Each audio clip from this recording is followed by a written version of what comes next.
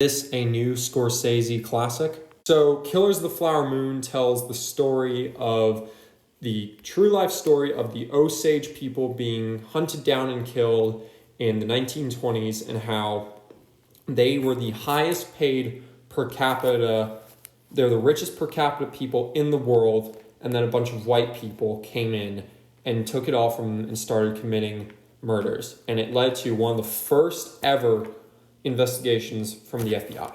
Hello everyone, welcome back to the channel. My name is James, and today we're going to be reviewing Martin Scorsese's Killers of the Flower Moon. Now, Killers of the Flower Moon has been one of my most anticipated movies of the year. It's been one of my most anticipated movies for the last couple of years, and that's because it's obviously directed by Martin Scorsese, who, whether you like him or not, is known for being one of the greatest film directors of all time. And so I got to see him at a presentation at CinemaCon back in April, where he showed us the first footage from the film, and I have loved everything I've been seeing since then. And then I got to see a talk with him at CinemaCon, where him and Leonardo DiCaprio talked about Martin Scorsese's career. And that was a lot of hype for me to get excited for this film. Even after all of the hype, all of the excitement, all of the Oscar buzz that this film has had over the last few years, the main question is, does it live up to the hype, and is it a new Martin Scorsese classic? Kicking off with the positives, I really enjoyed the use of tension and atmosphere in this film. It's got this feeling of hopelessness and dread where while watching it, you realize, you slowly just keep remembering that this is a real event. These were real events. These things actually happened. And that really helps with how well, not necessarily I enjoyed it, but the experience of the film, where it just reminds you how hopeless and how depraved this section of the world was back at the time for all the wrong reasons, and how a bunch of innocent people were murdered for basically no reason. And it reminds you of the horrors that we live in as a society and in our world. There's a really great sense of quiet evil and quiet innocence, where all of the characters in this film put on this facade, they put on a mask where many of the characters act like they're friends with these Native American people. They act like they know them and that they care for them. And so they'll be talking to them one minute and they'll be having conversations about their newborn baby or about their mental health. And then the next conversation that they'll have behind closed doors will be, how are we going to kill this person? And then, okay, we can't let this suicidal person die yet because we want their money. And it just shows how greedy humanity can be and how pretty horrific how men treat men, and to go further than that, just humanity treat people so horribly for the worst reasons, one of them being greed. This film really does put the whole entire world into perspective, and the bad people in this world into perspective of how, simple people, and not necessarily even bad people, are willing to do things and are willing to go to unspeakable places and do unspeakable things to other people for money, for other reasons involving greed, or just to fit in.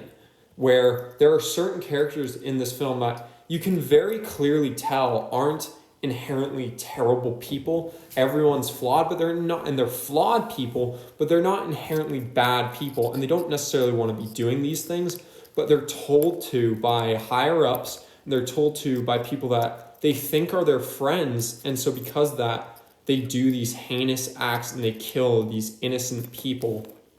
And it just shows how you can have the most pure person, or not even the most pure person, someone that is flawed, but still a good person, that will be pushed to the limits because of other people's and what other people ask them to do. talking about the quiet evil side of things, the main villain of this film is Robert De Niro, who plays a character called King. And I have been very excited about him portraying this character and this person. And I've been saying I think that he has a chance of being a really big Oscar contender ever since the last Oscar season. And after seeing it, absolutely. To me, he is, to me, the most likely person to win Best Supporting Actor at this point in time. He is absolutely incredible, where he just, once again, he portrays that quiet evil, where he feels like someone that you want to be friends with because he's nice. He gets a wanted sign put out on him and a warrant put out on him. He turns himself in. He seems like a good guy. He's friends with all these people, these innocent people, but he's also very manipulative, and so he plays that role very interestingly, where he's genuinely scary, where you don't know what he's going to be thinking. You can never tell if he's feeling anything or if he's just manipulating people. And I just loved how well Robert De Niro played him, and to the point where Robert De Niro has been acting in films for decades. He's one of the best actors of all time and of our time. And the fact that he's in his 80s and he's still pulling out new and fresh performances that we haven't really seen him do before, I think is really astounding to see. Obviously, the other A-list name in this film is Leonardo DiCaprio. He kind of plays our main lead, and once again, he's fantastic. Once again, I would not be shocked, and he will absolutely be nominated for Best Actor for this film. He is absolutely incredible. And once again, he's playing a different kind of role. Usually he plays that kind of suave energy of just that DiCaprio style, like, suaveness, and just something about him is so charismatic. And in this film, he's charismatic, but he's also not very smart in this film. He's not necessarily dumb, but what most people have said is he's simple. He's a lot of people have said as well, moldable. And to the point where Robert De Niro is getting him to do most of his bidding. And so he's not a terrible person. He's a bad person. He's a bad person at the beginning of the film. But as the film goes on, throughout Leonardo DiCaprio's performance, you see that he has just gone so far down the wrong path because he's so moldable, to the point where he started out as a bad person that could be redeemed, hopefully, by Molly and the Native American Osage people. But because he listened to his uncle, played by Robert De Niro, he goes down a path that you can't come back from, and he goes from a bad person to a terrible person. He plays this role very differently, where he's a lot quieter in a lot of scenes, and he's not very smart. He does a lot of scenes where he kind of has a bit of an underbite, and just in his eyes, he seems a little not with it. And then there's certain scenes where he knows that there are certain things that are lies, and he ignores them, or he's told that didn't happen, this happened, and he just doesn't necessarily believe it, but he tricks his brain and he lies to himself. And that's something we haven't really gotten from him in a very long time, if ever. And so I was really impressed with him on that side of things. But to me, the one that absolutely stood out of all three of them was Lily Gladstone. And once again, she will probably get nominated for Best Actress. I mean, this film is going to sweep nominations. I still think Oppenheimer is going to sweep the actual Oscars, the Academy Awards ceremony. I think that film could be one of the biggest sweeps we've ever seen. But this film, no doubt about it, is minimum going to get 10 nominations. But just talking about Lily Gladstone, she's incredible in this. She is not what you usually would expect from a lead actress performance that could get this recognition because she's a lot quieter. She she doesn't really have any scenes that are crying out loud or loud shouting that show a ton of emotion. But the thing that makes her performance so great is her facial expressions, where you could turn the sound off on your TV and you could tell what she's thinking. You could tell how she's feeling. And she plays this very smart woman in Molly who marries a dim-witted idiot in Leonardo DiCaprio. And even though he's doing these terrible things, she stays with him all along, even though she knows that something isn't right about him. And that's another thing I love about this film, about this character, and about Lily Gladstone's performance, is that she was just so quiet. She didn't need to show all these emotions and big flamboyant, like just unnecessary things in her performance. She just needed to be quiet, and that showed the perfect amount of who she really is. And by marrying Leonardo DiCaprio's character, it shows that she's not perfect. And the tragedy that she goes through, the tragedies that she goes through, it's just unspeakable, because there's just so much that happens to her, and it's truly horrific with some things where she has to watch multiple loved ones die. And then, she's absolutely incredible in this, and I would not be shocked if she gets nominated for an Best Actress nomination. It's possible she wins, but we still got Emma Stone in Poor Things. And the final thing about her performance that I really loved was she kind of portrayed quiet innocence, where she's quiet, but she's innocent. She's rich, but that doesn't mean she's not innocent. And that is what truly just locked in of this is the best performance in the movie. And she's going up against Leonardo DiCaprio and Robert De Niro. One of my final positives for this film was the sense of this kind of power struggle for this money and for this oil money, where the Osage, they're incredibly rich. As I said in the beginning of the video, they are, at one point in time, they were the highest paid or richest per capita people in the world because of this oil.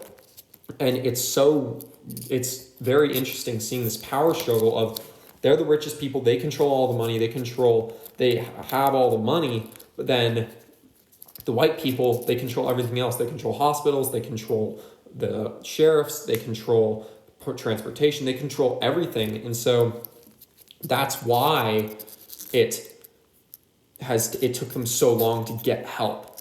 And that's something that, once again, just rips your heart out, where I wish I could say there was a power struggle, where I wish I could say there was a power struggle of they fought back against them. And it sucks to say that they just weren't able to because of the circumstances they were put in. And another thing that ties into with this film is there are so many, every 20 minutes, you just get reminded of that this is real, that this actually happened, and these aren't fake events. This is, from what I've read and from what I've heard, is that this is a very accurate film to what actually happened. And part of it is it's just every time, every 20 minutes, you just get reminded that this was real, and that throughout the entire last 2 hours of the film, I was just saying, do the right thing, where Leonardo DiCaprio's character has every chance to do the right thing. And Lily Gladstone has every chance to leave. And all these other characters, like some characters that I mentioned earlier, that are not terrible people. They're flawed people. They may be bad. They may not be completely shiny and clean, but they're not as horrific and despicable as some of the others. And they don't do the right thing, and they don't go and get help. And it's it just reminds you of how heinous and how horrific humankind can be to humankind. And that was probably my favorite element of the film, just seeing how no one was willing to help when they had every opportunity to help. And that was fascinating to me. Moving on to the mixed elements of the film, this is where most of my negatives lie, or slight negatives. And the first one is Brendan Fraser. Now, I love Brendan Fraser. I was so excited to see him win Best Actor last year for The Whale, even though I don't like that movie. I think he's fantastic, and he absolutely deserved that Oscar. And for what he's in the film, he's great. I will say, if he was in this film more, he could have a run for his money for getting a Best Supporting Actor nomination. The only problem is he's in about 2 minutes of the film. And so when I heard Brendan Fraser was going to be in this film, especially after the Oscar season of 2022, I really was excited to see what he was going to bring to this film, and he's barely in it, and I really wish we got to see more of him in this film. My other mixed element is kind of two things, but the first one is this film is not a film that I don't know if I'll rewatch very often. And I can't think of a time when I'd want to rewatch this film. Is it incredible? Of course it is. Is it one of the best movies of the year? Of course it is. Is it arguably a new Scorsese classic? Of course it is. Is it one of his best work? Of course it is. But there's something about this film, because of the subject matter, because of its length, that I just won't be able to rewatch it very often because of how long it is and because of the subject matter. And then from there, I do think the film is too long, where it's 3.5 hours long. I think just like The Irishman, but also very differently from that for different reasons, I think you could have cut this film down to maybe 3 hours or 250, where there's a lot in here that you could cut out. But there's not any, it's weird because it's just mentally and physically taxing to have to sit and watch a 3.5 hour film. Not many people can do that. I sometimes struggle. I didn't have a problem with this film, but I have to acknowledge, I think that this film needs to have a bit cut out of it. I just don't know where they could cut it. And so that's why I'm putting it in the mixed section. If I could specifically name scenes and times in the film that they needed to cut something to make it flow better, this would be in the negatives, but simply because I can't name it, I'm not going to put it in the negatives because I can't give a reason why. And my one negative is Lily Gladstone. Now, I already said that she's the best performance of the movie. She will absolutely get nominated for Best Actress, blah, blah, blah, blah, blah. I already said that. My one problem with her character, though, was, and not necessarily her character, but how she was used, where for most of the first 2 hours-ish, she's in the film almost every scene. She's in it very often, where you barely ever see her not in the film. But then she starts to get sick, and she starts to slowly kind of go away in the film, where eventually she's acting, but she's not on the level that she was previously when she gets sick. And then for about 20 or 30 minutes, she just disappears. Whenever, and this isn't really a spoiler, it's real life, so if you don't want to hear what actually happened, okay, but spoilers, I guess, in 3, 2, 1.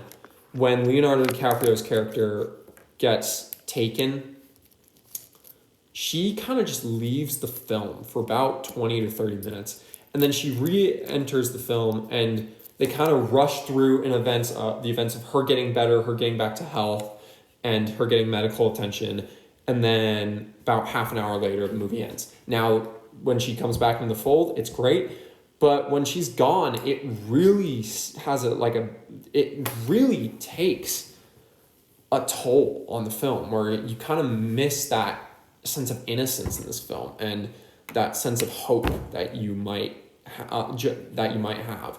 And so if they had kept her in that, last hour more, this my score probably would have drastically changed, but that really did actually change my score and my enjoyment of it a bit. And it's the one thing in this film that is a clear negative. But apart from that one thing, I love this movie. This is easily one of my favorite movies of the year, and this has been a rough year for movies, so it's great to finally be saying that.